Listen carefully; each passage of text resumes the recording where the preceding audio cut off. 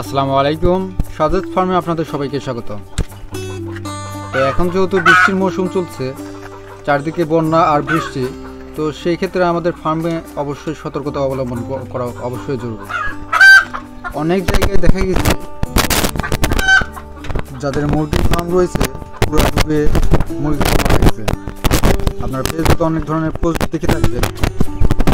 তো এই ক্ষেত্রে অবশ্যই আমাদের মানুষের যেরকম সেফটি দরকার, সেরকম পশু পাখি গৃহপালিত পাখিরও সেফটি দরকার আছে। তো এই বিষয়গুলো আমরা অবশ্যই নজরে রাখব। তো আপনার খামারটা ছোট হোক আর বড় হোক সেটা ম্যাটার না, আপনি অবশ্যই বৃষ্টির দিনে যাতে আপনার পশু পাখিগুলো, কোয়েল পাখি, মুরগি যেটাই হোক, সেগুলো যেন ভিজে না যায় সেদিকে অবশ্যই আমরা খেয়াল রাখবো। নয়তো দেখা যাবে যে আপনার পাখিগুলো বা মুরগিগুলো ঠান্ডা লেগে মারা যাবে অথবা অসুস্থ হয়ে পড়বে। আর বৃষ্টির সময় যে ঠান্ডা আবহাওয়াটা হয়, এক্ষেত্রে আপনার ঠান্ডা আবহাওয়ার কারণে পাখিগুলো কিন্তু ঠান্ডা লেগে যেতে পারে। এদিকে আপনারা অবশ্যই খেয়াল রাখবেন। আর ফার্মের চারপাশ দিয়ে আপনারা পর্দা দিয়ে ঘিরে দিবেন। এক্ষেত্রে কি হবে, আপনার ঠান্ডার যে বাতাসটা আছে এটা ভিতরে ঢুকতে পারবে না।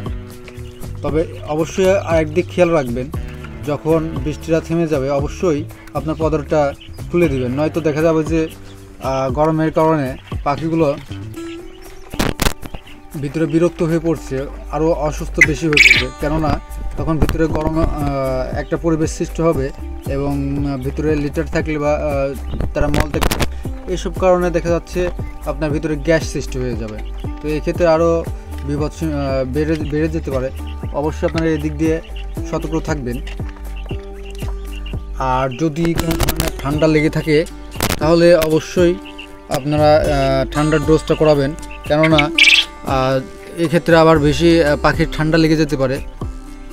তো এদিকে আপনারা সস্তায় যে ওষুধটা আছে কোসোমিক্স, এই ওষুধটা আপনারা ব্যবহার করতে পারেন। 17-18 টাকা বা 20 টাকা এরকম নিতে পারে। তো এই ওষুধগুলো দিবেন।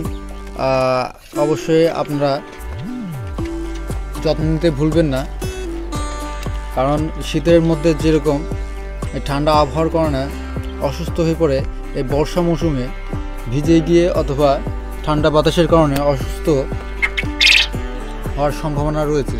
তো সেক্ষেত্রে আপনারা খাবার এবং খাবার পানি এদিকেও সতর্ক থাকবেন, খাবার যেন নষ্ট না হয়ে যায়। কেননা যদি বৃষ্টির পানি পড়ে তাহলে খাবারটাও নষ্ট হয়ে যাবে। এদিকে আপনারা একটু খেয়াল রাখবেন। খাবারটা বৃষ্টির কারণে দেখা যাচ্ছে আপনি খামারে যেতে পারছেন না, এই ক্ষেত্রে পাখিগুলো বা মুরগিগুলো খাবার দিতে পারছেন না এবং তারা খেতে পারছে না। তো অবশ্যই আপনারা একটু কষ্ট করে হলেও তাদের খাবারটা এবং খাবার পানিটা ঠিকঠাকভাবে দিবেন।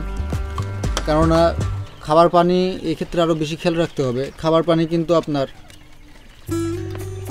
অনেকক্ষণ দিয়ে রাখা যাবে না বৃষ্টির মধ্যে, কেননা আপনার এই পানির কারণেও ঠান্ডা লেগে যেতে পারে। আপনারা মাঝে মধ্যে অল্প অল্প করে পানি দিবেন, যাতে তারা খেয়ে ফুরিয়ে ফেললে আবার দিতে পারেন। নয়তো অনেকক্ষণ রাখলে দেখা গেল যে পাখিগুলো নোংরা পানি খাচ্ছে এবং পানিগুলো ঠান্ডা হয়ে যাচ্ছে আবহাওয়া ঠান্ডার কারণে, তারা সেই ঠান্ডা পানিটাই খেয়ে নিচ্ছে। তো এই ক্ষেত্রে অবশ্যই আপনারা সতর্ক হয়ে থাকবেন। তো আর এই যে পাখিগুলো দেখছেন, এই পাখিগুলো কিন্তু আমার প্যারেন্টস পাখি। আর এখানে আমার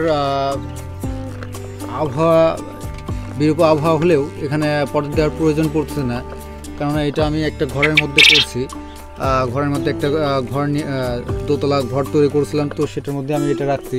আর এই পাশে যে আপনারা দেখতে পাচ্ছেন একটু অন্ধকার হয়ে আছে, যার কারণে আমি বাল্বটা জ্বালায় রাখছি আপনার পানির পটের ওই পাশে, যার কারণে এমন দেখাচ্ছে। তো এখানে আমার বাচ্চা রয়েছে আপনার প্রায় 44টার মতো, 42টা কি 44টা এরকম বাচ্চা রয়েছে।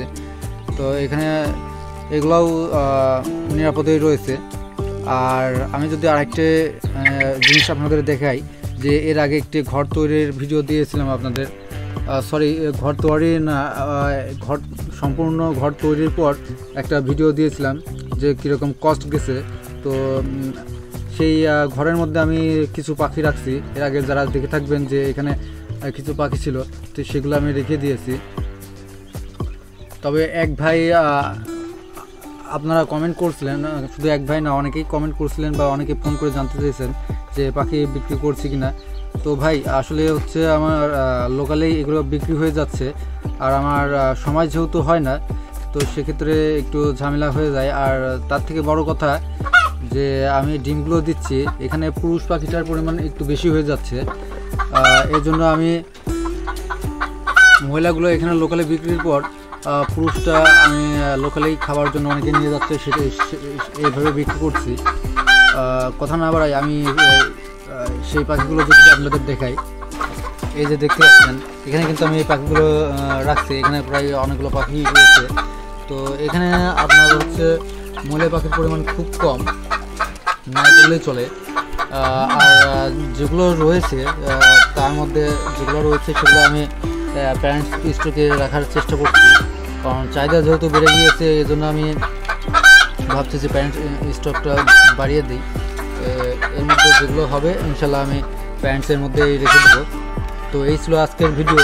আপনারা বৃষ্টির দিনে অবশ্যই সতর্ক হয়ে থাকবেন, যেন আপনার ছোট্ট এই খামারটা এই বিরূপ আবহাওয়ার কারণে নষ্ট না হয়ে যায়, আপনি যেন ক্ষতির সম্মুখীন না হন, এদিকে অবশ্যই খেয়াল রাখবেন।